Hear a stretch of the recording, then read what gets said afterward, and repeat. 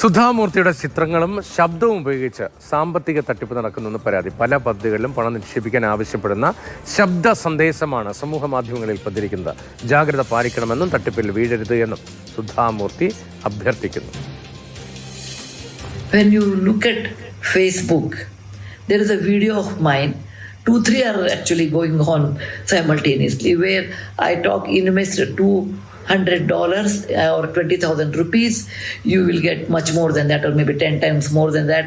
There is something like that. There is fake news is going on.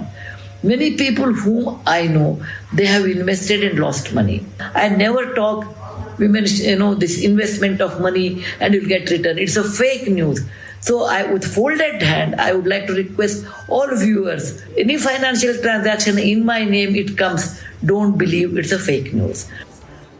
KB Sreedharan police നടപടി സ്വീകരിക്കുന്നുണ്ടോ? ഏതായാലും ഇതൊരു മുന്നറിയിപ്പ് എന്നുള്ള രീതിയിലാണ് സുധാമൂർത്തി ഇപ്പോൾ ഈ വീഡിയോ സമൂഹ മാധ്യമത്തിൽ പോസ്റ്റ് ചെയ്തിരിക്കുന്നത്. ഈ വിഷയത്തിൽ പരാതി നൽകുമെന്നാണ് അവരുടെ ഓഫീസ് അറിയിക്കുന്നത്.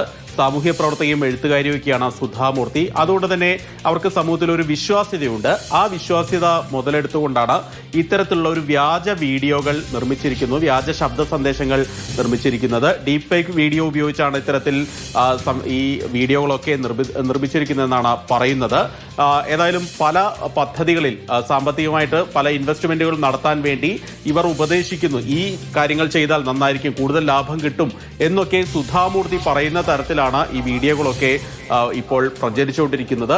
ഇത് പ്രചരിച്ചതിന് പിന്നാലെയാണ് ഇവരിപ്പോൾ ഇത്തരത്തിൽ മുന്നറിയിപ്പുമായിട്ട് എത്തിയത്.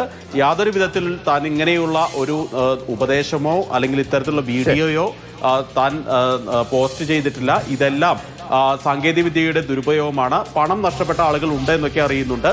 ഏതായാലും കരുതൽ, ജാഗ്രത വേണം എന്ന് തന്നെയാണ് അവർ ഇപ്പോൾ പറയുന്നത്. സുധാമൂർത്തിയുടെ ചിത്രങ്ങളും ശബ്ദവും ഉപയോഗിച്ച് സാമ്പത്തിക തട്ടിപ്പ് നടക്കുന്നു എന്ന പരാതിക്ക് പിന്നാലെയാണ് ഇക്കാര്യത്തിൽ ജാഗ്രത വേണമെന്ന് അവർ തന്നെ അഭ്യർത്ഥിക്കുന്നത്.